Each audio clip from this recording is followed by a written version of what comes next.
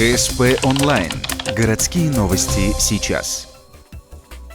За текущий год 1415 семей в Коми получили региональный мат-капитал. Министерство соцзащиты называет эту выплату одной из самых востребованных мер поддержки в Коми. Напомним, доплату в виде 150 тысяч рублей ввели в 2011 для родителей, у которых появился третий или последующий ребенок. В Ухте за эти годы денежные сертификаты получили больше 800 раз. В 2016 году 200 семей воспользовались средствами регионального семейного капитала на сумму около 16 миллионов рублей.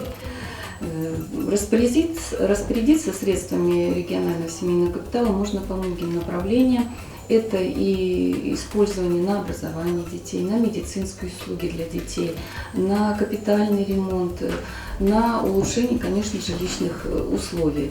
Также ежегодно из этих средств можно получать 25 тысяч, так сказать, на руки. Спектр их применения шире – поездка с детьми на море или оплата детского сада. Также из этих средств можно покрыть ежемесячные счета за ЖКХ. Многодетная мама Надежда Фурман отмечает, такой бонус – неплохая поддержка для семейного бюджета. Я просто предоставила квитанции по оплате ЖКХ, и мне вернули 25 тысяч рублей на сберегательную книжку. И то есть данные средства мы могли вновь тратить на оплату коммунальных платежей, чтобы на будущий год вновь подать эти документы и получить новую сумму 25 тысяч рублей. Таким образом, я уже 3 раза воспользовалась данной услугой.